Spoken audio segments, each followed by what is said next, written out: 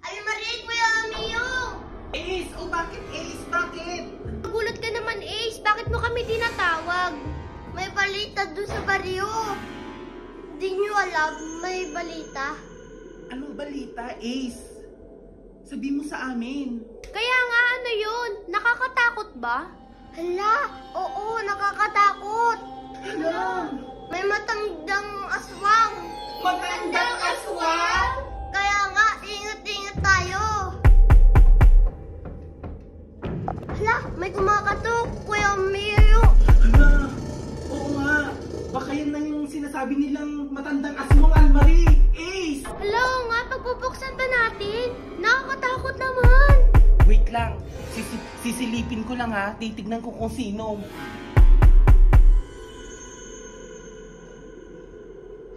Mukha naman siyang tao, Almarie. Ace, parang hindi naman siya aswang. Pagbubuksan ko ha.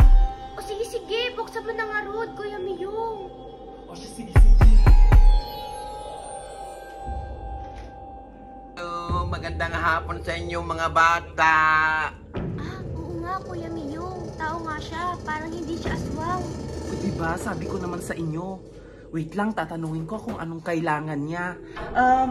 Hello po. Ano pong kailangan nyo? Pwede ba akong pumasok dyan sa loob ng bahay nyo? Papapasukin ba natin, Kuya Miyong? Anong balak mo? Sige, nakakahiya naman pagka hindi natin siya pinapasok. O sige, dito na po kayo. Halip po kayo dito. Pumasok po kayo. Pumasok po kayo. Ayan, umupo po kayo. Salamat po. Di ba ako makahingi ng pagkain? Hala, ang demanding naman ng matandang ito. Kaya nga eh.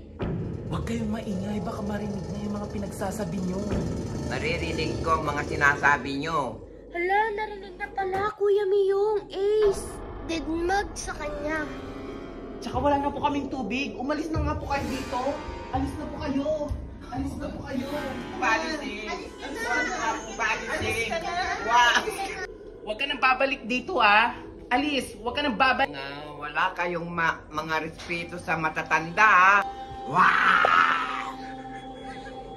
Wow! Hala! Siya yung sinasabi mong multo! Siya yung sinasabi mong matandang aswang, Ace! Nakakatakot! Ano gagawin natin? Ah! Ah! Kuya Miyong, papunta na siya sa atin. Magtago na tayo. Tara na, takbo na tayo. Ah! Ah! Ah!